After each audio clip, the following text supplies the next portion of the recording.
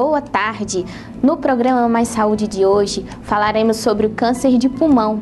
Esta doença, que infelizmente tem um número significativo de casos, é o mais comum de todos os tumores malignos, apresentando um aumento de 2% na sua incidência mundial. E para falar sobre o assunto, nós trouxemos hoje a doutora Mônica Cristina Toledo Pereira, oncologista clínica do Hospital do Câncer, Hospital São João de Deus. Ela vai explicar um pouco sobre este tipo de câncer, esclarecer dúvidas, dar orientações para você que nos assiste. Realizamos ainda uma enquete para ver como está o conhecimento das pessoas em relação ao câncer de pulmão.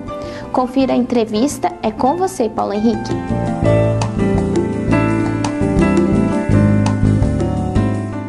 Olá, boa tarde você que assiste ao programa Mais Saúde. Estamos conversando hoje com a doutora Mônica, ela que é médica oncologista do Hospital do Câncer e do Hospital São João de Deus. Doutora, seja muito bem-vinda. Tenho dados aqui do ano de 2008 que falam que mais de 20 mil pessoas faleceram em decorrência do câncer de pulmão, né? Que é um tumor, um câncer que tem um aumento de cerca de 2% ao ano na sua incidência, né, mundial. Em países desenvolvidos, para vocês terem uma ideia, cerca de 13 a 21% das pessoas têm sobrevida de até 5 anos. No caso do Brasil e países em desenvolvimento, esse índice é de apenas 7 a 10%. No final do século XX, só constando que o câncer de pulmão se tornou uma das principais causas de morte que podem ser evitadas. É possível realmente evitar o câncer de pulmão? O que a gente poderia falar sobre esses números tão alarmantes? Boa tarde, fique à vontade. Boa tarde a todos. Realmente é muito alarmante isso tudo que o Paulo expôs aqui pra gente, né?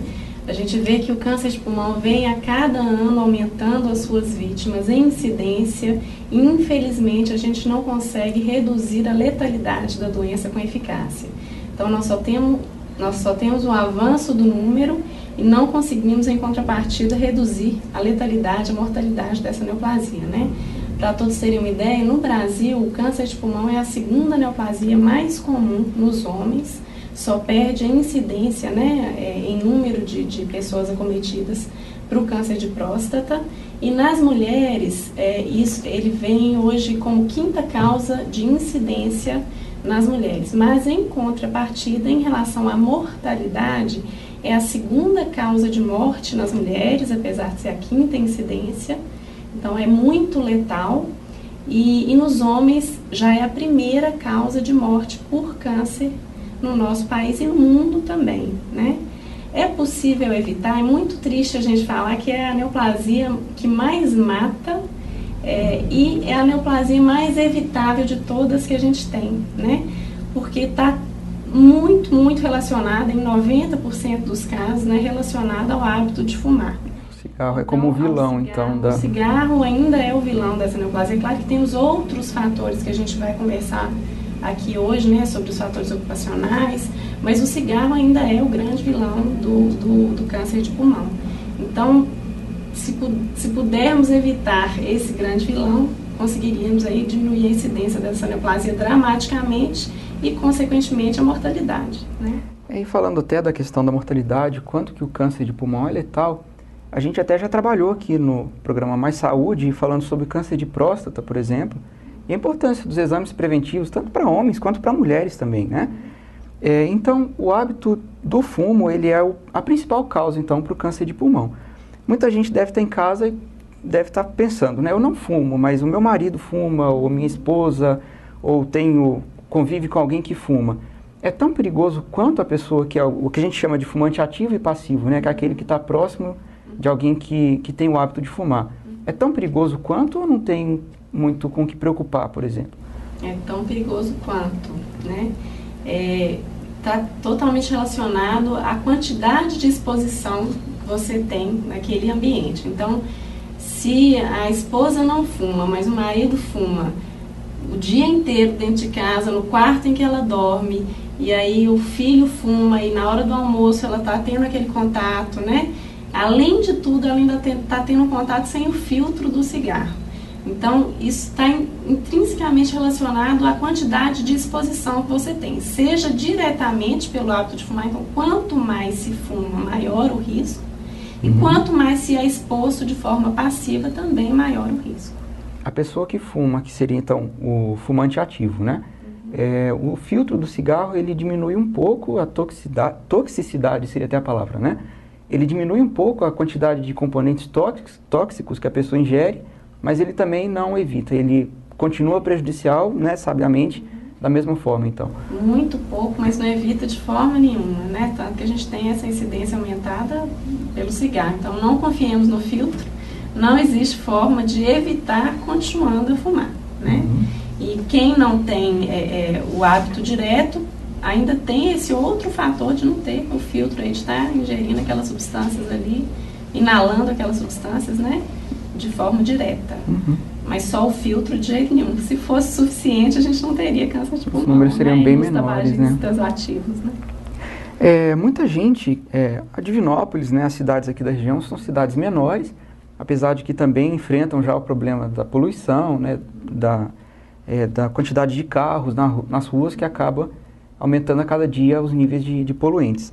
Quais fatores, além do cigarro, que podem contribuir também para o surgimento da doença? A gente estava até conversando um pouquinho antes, né, Paulo? A poluição, é muito difícil a gente selecionar os fatores isoladamente, porque todos estão em conjunto. Quem fuma com a poluição, aquela pessoa que está exposta ao hábito ocupacional, na siderurgia, na metalurgia, né, que tem exposição a asbesto, a outros componentes aí que aumentam muito o risco de tumor de pulmão. Então, fazer isoladamente o quanto a poluição interfere, a gente sabe que todos esses fatores realmente são nocivos. E tem alguns estudos mostrando que a China, que é um país aí que está em amplo desenvolvimento, com indústrias crescentes, né? Algumas cidades chinesas, já foram feitos estudos lá revelando que essas pessoas, que os chineses dessas cidades têm um aumento de incidência de câncer de pulmão. Em contrapartida, eles não têm um aumento de incidência de tabagismo. O hábito de fumar naquelas cidades chinesas é até muito menor do que nos Estados Unidos, em outros países da Europa, né? E por que então que eles teriam esse aumento de incidência do câncer de pulmão? E aí fica a relação muito provavelmente com essa poluição que essas indústrias ali geram, expõem no ambiente e aquelas pessoas estão inalando, né? Então, certamente tem influência da poluição, tem influência dos fatores ocupacionais, né? Além do hábito de fumar. Certo. A gente está falando aqui de como evitar, que seria não fumando, né? Como uma forma da pessoa evitar de prevenir mesmo o câncer de pulmão. Mas quais hábitos saudáveis, por exemplo, uma caminhada, né, por exemplo, o ar está muito seco. A questão do ar muito seco também, isso influencia ou isso é mito? Queria que você falasse um pouco. Eu costumo brincar que primeiro parar de fumar, segundo parar de fumar, terceiro parar de fumar, e aí depois os outros hábitos que também são importantes não só para a prevenção do câncer de pulmão, né, mas para a prevenção de outras doenças cardiovasculares, e de outras neoplasias também, mas a atividade física, é claro que ela é benéfica e ela vai estimular a imunidade, as células de defesa ali vão estar, né, algumas substâncias que a gente produz no momento da atividade física, que a gente sabe que são protetoras para o organismo, que conseguem eliminar aquelas células defeituosas que a gente gera. Então, isso acontece com atividade física regular e saudável, com o hábito alimentar também saudável, evitando a exposição a esses ambientes mais contaminados. Hoje em dia, a gente já tem leis aí que proíbem o fumo em boates, em ambientes que sejam fechados. Isso foi muito positivo, né? Isso é uma proteção à população. Então, principalmente esses hábitos mesmo de vida saudáveis, que eu acho que todo mundo sabe, mas o difícil é colocar em prática, né? Exatamente. O principal deles é parar de fumar. A repórter Graciele Castro, ela foi às ruas para saber um pouco, né, das pessoas, o que elas acham, se elas sabem de quão grave é fumar e a relação que isso tem com o câncer. Vamos assistir a enquete. Graciele, com você. A dona Maria Lúcia é costureira e vai falar pra gente se ela sabe que 90% dos casos de câncer de pulmão são causados exatamente pelo tabaco. A senhora sabia disso? Ah, minha filha, eu já pelejei, já tomei tudo que é remédio que os outros me ensinou. Não tem jeito de eu parar. Vontade eu tenho de parar. Mas então a senhora sabe dos males? Sei. Tem dia que eu fico contrariado de ter esse vício. Fico molado, fico assim, oh meu Deus.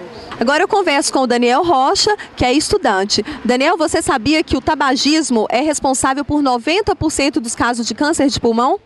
Não, eu já tinha escutado a respeito sobre isso, mas não sabia que era esse tanto, assim, um grau tão grande. E agora você vai pensar 2 vezes antes de começar a fumar, né? Assim, eu nunca tinha pensado nisso, mas agora cortou tudo. Agora eu converso com a Patrícia, que é vendedora. Patrícia, você sabia que 90% dos casos de câncer de pulmão são causados pelo tabagismo? Sim, sabia. Você já imaginava que esse número fosse tão alto? Não, não imaginava. Você sabia que fazia mal, mas não imaginava que fosse tanto. Não.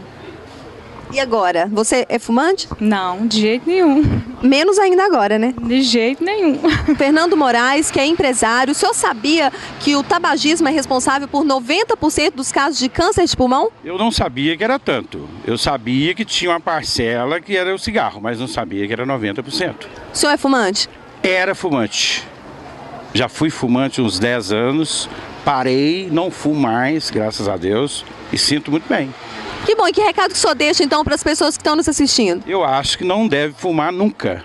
Eu acho que seria bom quem fumasse parasse o mais rápido possível.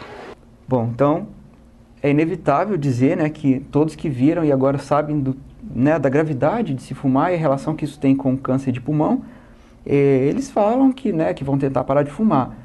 Mas o cigarro, como todos sabem, é um vício e é complicado a pessoa parar de fumar, né, doutora Mônica? O que tem de incentivo, de auxílio para a pessoa ser ajudada também para conseguir parar e largar de lado esse vício tão terrível? Isso. Quando a gente assiste uma reportagem assim, todos nós aqui ficamos nos perguntando, e quem está assistindo em casa também, né? Então, por que, se todo mundo sabe, por que então que não para de fumar e acaba com esse risco, né? Não é tão simples assim, né? Assim como o alcoolismo é uma doença, né? É uma doença, é um vício, é uma doença que causa dependência física, psicológica, mental. Também o cigarro é uma dependência física, é uma dependência química, é uma dependência comportamental, né? Aquilo passa a ser, passa a fazer parte da vida de quem fuma. Então não é fácil extirpar alguma coisa assim que, além da dependência física, causa outros tipos de dependência que às vezes são muito mais difíceis até da gente substituir do que a dependência física, né? Então existe um grande estímulo do Instituto Nacional do Câncer, que é o INCA, com um projeto nacional que vem assim, ganhando grande ênfase em todos os estados do nosso país, né? Em Minas Gerais não é diferente. Em Divinópolis nós temos vários já centros instalados aí de tentativa de controle ao tabaco. Lembrar que é importante a gente não falar de luta contra o tabagismo, ninguém aqui está contra ninguém, nós estamos tentando apoiar o tabagista, né, para que ele consiga, aquela pessoa que quer realmente largar o vício, consiga ter sucesso nessa empreitada, porque é uma empreitada, os índices de insucesso ou de retorno ao tabagismo são muito altos ainda, mas nós temos vários projetos aí que já ajudam aquela pessoa que quer realmente largar o hábito de conseguir ter sucesso nessa sua intenção. A primeira coisa, eu acho que é tomar a decisão mesmo. Quero parar de fumar. Isso é fundamental, né? A iniciativa tem que partir de quem quer parar de fumar. Existem medicamentos que nos ajudam a controlar os sintomas da abstinência, mas não existe nenhum milagre, nenhum medicamento mágico que vá falar assim, ó, toma isso aqui que você nunca mais vai querer fumar. Isso não existe. Então, a vontade da pessoa é a primeira e mais importante, o primeiro ponto, né? E aí a gente consegue, naquela pessoa que quer parar de fumar, a gente consegue ajudá-lo principalmente a passar por aqueles sintomas de abstinência de forma mais tranquila. Tá. Tem muitas pessoas que falam, eu fumei a vida inteira, eu nunca tive problema. Né? Ou, minha avó sempre fumou, ela tem 90 anos e não tem nenhum problema. Qual que é a relação disso? Porque tem gente que fala que se baseia em cima desses discursos, né? E continua fumando, acreditando que não é bem por aí. Como que funciona isso, essa questão? Nós temos que lembrar que são casos isolados. A gente não pode se basear na medicina em casos isolados, nem no que dá muito certo, nem no que dá muito errado. As estatísticas estão aí para a gente não mentir, né? Que 90% dos casos de câncer de pulmão tem relação com cigarro. Isso é um dado que não tem como ninguém rebater isso, né? É claro que a sensibilidade individual é individual, como o próprio nome diz. Então, pode ser que alguém fume 90 anos e não tenha nada. Isso não é a regra. A regra é que a maioria dos tabagistas vão ter algum problema relacionado ao cigarro, principalmente ao longo de muitos anos de fumo. Sejam problemas cardiovasculares, aumenta o risco de infarto, aumenta o risco de AVC, que é o derrame, né? Ou as neoplasias, né? Outros tumores muito relacionados ao hábito de fumar, que é o câncer de bexiga, o câncer de laringe, de traqueia, de cabeça e pescoço em geral, de boca. Né? Então, existem, de intestino, a gente também tem relato já de relação com o tabagismo. Nós temos que nos basear no que é o dado estatístico, né? E a estatística não mente para a gente que o tabagismo é realmente muito prejudicial e é um grande fator de risco para várias neoplasias, não só o câncer de pulmão. É, bem lembrado. A gente está falando aqui apenas do câncer de pulmão, mas é todo o trato respiratório e, né, até câncer de bexiga também tá, trato digestivo também fica comprometido com o cigarro, né? A gente vê em faculdades, né, grupos de amigos assim, né, jovens começando a fumar e às vezes a gente fala, né, ou eles veem, está muito exposto à mídia, até muito claro isso, a questão do risco de fumar, né? A pessoa que está há pouco tempo, que está iniciando a vida como fumante, é mais fácil largar do que aquele que já está há mais tempo e talvez já tenha consciência do risco que ele corre exatamente pelo tempo que fuma? É mais fácil. Quanto antes, melhor, né? Menos nicotina, menos dependência, como eu falei, não só física, mas social, comportamental, né? A pessoa não vincula cada fato do seu dia a dia com o hábito de fumar ainda. Então, com certeza, melhor é não começar. Se começou, parar o quanto antes, com certeza é mais fácil. Não que seja fácil, né? Eu acho que parar sempre é difícil, mas quanto mais cedo, melhor. Tá, e dizem, né, isso não é nenhum fato, nenhum dado, eu não tenho nenhum dado científico, mas dizem que uma vez que a pessoa começa a fumar, o pulmão dela, a gente já tem várias fotos, né, que a gente vê na internet mesmo, está disponível para qualquer pessoa poder ver. O pulmão ele fica todo preto, né, ele fica com um aspecto horrível, assim. A pessoa que fumou 1 ano, 6 meses e fala, não, decidi, eu vou parar. Aquilo volta para o estágio anterior, uma vez que ele chegou a ficar naquele ponto, já é definitivo, a pessoa só tem a parar de fumar para não piorar o seu quadro. A gente consegue reverter muitas alterações pulmonares, né? E principalmente o risco associado à neoplasia. Por quê? Porque o componente ali do cigarro que causa, que desencadeia todo o processo de gerar aquela célula defeituosa vai deixar de existir. Então, esse risco relacionado ao câncer de pulmão, ele vai caindo a cada ano em que a pessoa deixou de fumar. É difícil de chegar a ser igual a uma pessoa que nunca fumou. Ela sempre vai ter um risco um pouco maior, mas ele vai reduzindo significativamente a cada ano em que essa pessoa deixou de fumar. Sequelas que ela vai ter no pulmão de uma doença obstrutiva crônica, do enfisema, do DPOC, isso é difícil da gente reverter, isso realmente nós não vamos piorar mais. Mas o risco relacionado ao câncer, isso a gente consegue reduzir significativamente à medida que o tempo passa sem a influência a ausência daquela substância, né? E o fumante passivo ocorre da mesma forma? É até legal, né? Às vezes um filho, né? É um estímulo para o pai, para alguém que fuma, né? A pessoa tá ali e fala, olha, para mim também está sendo prejudicial, não é só você que pode correr o risco de adquirir qualquer tipo de doença, como todos nós da família, no caso, também é uma... da família, né? Exato. Tá, e a gente está falando de como evitar e tudo, quais são os sintomas para uma pessoa, a gente não quer alarmar ninguém, não é esse o objetivo, né, de deixar pessoas preocupadas, enfim, é um alerta sim, mas a gente não quer ir para esse sentido. Quais são os sintomas do câncer de pulmão? Tem como identificar logo no início ou quando se identifica já é um pouco tarde? Como que funciona? Infelizmente, a maioria dos nossos diagnósticos ainda são mais tardios, né? Por isso também da grande mortalidade aí da doença.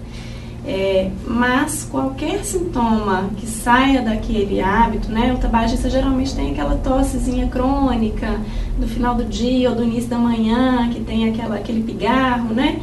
Isso saiu do habitual, aumentou a tosse é o principal sintoma, né? Ou começou a ter uma falta de ar que não tinha, isso é um sinal de alerta, né? Procure o médico, pode não ser tarde, com certeza, quanto antes o diagnóstico for feito, melhor é o sucesso do tratamento, né? Então, principalmente tosse, falta de ar, sangramento pelo catarro, né? Isso também é um outro sintoma. E outros sintomas que são mais tardios, aí o paciente já começa a ter um cansaço muito intenso, uma perda de peso muito grande. Então, não ficar com medo de procurar o médico naqueles primeiros sintomas, que é o momento ideal. Quanto mais precoce, maior o sucesso do tratamento, né? Tá, e você tinha falado a questão do diagnóstico precoce. Como que é feito o diagnóstico de um câncer de pulmão? A gente teve, assim, alguns avanços nos últimos 2 anos, né, em relação a diagnóstico mais precoce. Como a gente tem em outros tumores, em outras neoplasias, no caso de mama, a mulher tem indicação de fazer a mamografia a partir de determinada idade, né? No máximo aos 40 anos já tem que estar começando a fazer mamografia. No de intestino, após os 50, a colonoscopia, o tumor de colo uterino, desde sempre, desde que se inicia a vida sexual, tem que ir no ginecologista fazer o exame preventivo.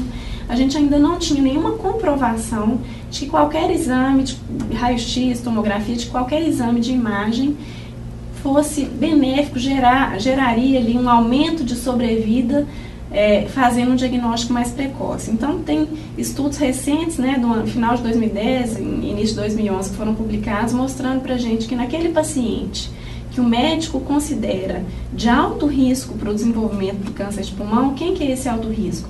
É o paciente que fuma há mais de 20, 30 anos, mais de um maço por dia, que já tem algum sintoma respiratório, né? Esse paciente deve ser submetido a um exame de tomografia pelo menos uma vez por ano, porque a detecção daquele nódulo de forma precoce, se tiver um nódulo detectado, pode evitar que o tumor seja diagnosticado de forma tardia e gerar um tratamento curativo, né? Mas então, assim, não é tomografia para todo mundo. O médico é que vai ter esse critério de indicar para aquele paciente que ele considera que seja de alto risco, né? Lembrar que a tomografia também tem as suas consequências, usa o contraste, tem a irradiação, então tem que ser muito bem indicada. E hoje a gente já tem, então, alguma pista de como tentar detectar mais precocemente naqueles pacientes que são de alto risco.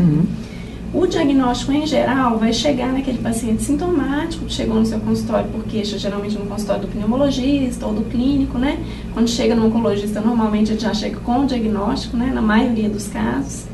E vai ser com raio-x, tem uma alteração no raio-x que, se tem dúvida, o paciente vai ser submetido a um exame mais detalhado, que é a tomografia, e aí vai para uma biópsia, seja ela através de um cortezinho que a gente faz no pulmão, aqui no tórax, né, tudo com anestesia, no bloco cirúrgico, seja com broncoscopia, que é um exame que é feito por dentro da árvore respiratória e colhe um pedacinho daquela lesão lá.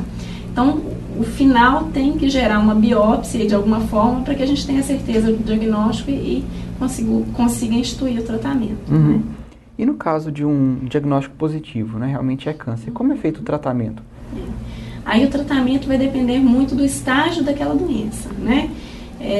Existem aí 3 modalidades básicas de tratamento hoje do câncer de pulmão. A cirurgia, que vai estar indicada, vou falar bem amplamente, porque seria assim... Não tem como determinar, né? Nesse tempo que a gente tem, né, é muito difícil, mas assim, a cirurgia para aqueles casos que são mais precoces, mais iniciais, paciente que tem uma lesão pequena no pulmão, ela não foi para nenhum outro local do organismo, né? Naqueles casos que são um pouco mais avançados, a gente pode lançar a mão da radioterapia junto com a quimioterapia, ainda nesses estágios, mesmo a gente considerando que não sejam mais operáveis inicialmente, a gente pode atingir até mesmo a cura da doença em alguns casos, né? Claro que esse índice de cura sem cirurgia é muito pequeno, mas a gente ainda pode conseguir. E naqueles casos em que a doença realmente já está muito avançada, que já foi para o fígado, para o pulmão, que o tumor já se espalhou, né? Que a gente chama de metástase, nós vamos ter tratamentos que são com o intuito de controle dessa doença, um tratamento já paliativo. Tanto para melhorar a qualidade de vida do doente, para melhorar a sintomatologia, a falta de ar, as dores que o paciente vai ter, né? Quanto para aumentar o tempo de vida que ele tem e sempre visando a qualidade de vida. Um aumento de tempo, mas visando sempre a qualidade, né? Tá, e tem algum avanço no tratamento, que a gente falou no diagnóstico, né? Tem vários exames que podem ser feitos. E no tratamento, tem algum avanço recente que tranquilize um pouco ao paciente que tem câncer ou que, né, tem alguém na família que conhece? Assim como toda oncologia, felizmente o os tumores de pulmão estão aí dentro também, temos tido avanços assim, grandes nos últimos anos, né? Mesmo para aquela doença muito avançada, os casos de tumor metastático. E nos últimos 2, 3 anos a gente teve vários avanços em relação ao tratamento do tumor de pulmão. Em subtipos específicos a gente tem conseguido encontrar mutações relacionadas à origem desse tumor, principalmente naqueles casos em que o tumor não é relacionado ao tabagismo. Isso é mais comum em mulher, né? Tumores de pulmão, câncer de pulmão não associado ao tabagismo, que tem algumas mutações genéticas que a gente consegue já detectar. E já conseguimos estudos aí comprovando a eficácia de drogas novas, o que a gente chama de droga-alvo, que tem sido assim, muito falado ultimamente em oncologia. Em câncer de pulmão isso não é diferente, nós já temos drogas-alvo hoje para determinar, assim, que já se ligam diretamente naquela célula do tumor e matam a célula isoladamente, sem comprometer muito, sem dar muitos efeitos colaterais, como uma quimioterapia. É claro que para alguns casos muito restritos, em que a gente consegue pesquisar e realmente encontrar essa mutação, né? E para os casos mais avançados, já de doença já incurável, mas a gente tem tido muito sucesso no controle dessa doença naqueles pacientes que têm essas mutações. E já é algo que a gente consegue incorporar na nossa rotina, e não é tão disseminado ainda, porque são poucas mutações que a gente encontrou até o momento, e a minoria dos pacientes é que tem essas alterações. Mas felizmente a gente tem caminhado de forma bem satisfatória nessa área também. Que legal. Bom, então para você que nos assiste, eu conversei com a doutora Mônica Cristina Toledo Pereira. Ela é médica oncologista no Hospital do Câncer, Hospital São João de Deus. Doutora, queria te agradecer e queria deixar livre para você fazer suas considerações finais. Talvez a gente esqueceu de falar de algum tema que seja importante para quem nos assiste, fique à vontade. Eu gostaria de agradecer o convite, né? Foi um prazer estar aqui falando sobre isso. E assim, a principal mensagem que eu acho que tem que ficar hoje é prevenção. E não existe prevenção de câncer de pulmão sem interrupção do hábito de fumar, né? A gente tem que conseguir ajudar as pessoas que realmente têm essa vontade de parar, que nos procurem, que procurem a ACOM. A gente tem como orientar isso aí, né? Os programas que existem no centro de saúde, na própria ACOM a gente tem um projeto sobre interrupção do tabagismo que a gente está tentando voltar a reativá-lo, né? Então, assim, a principal mensagem eu acho que é quanto mais cedo melhor, e sempre é tempo para parar de fumar, né? Sempre vai ter benefício para aquela pessoa que para de fumar cedo, e mesmo que não seja cedo, está na hora de parar e de não expor o ambiente, pensar nos filhos, na família, né? E principalmente em si mesmo aí, para prevenir qualquer doença, não só o câncer de pulmão, mas todas aquelas doenças relacionadas ao tabagismo. Bom, doutora Mônica, então gostaria de te agradecer muito pelos esclarecimentos que a gente levou a todos que nos assistem. Muito obrigado. Sabrina, é com você. A você que nos assiste, muito obrigada pela sua audiência. Sugestões? Mande para o nosso e-mail comunicação@acom.org.br. Forte abraço a todos e até sábado que vem. Tchau!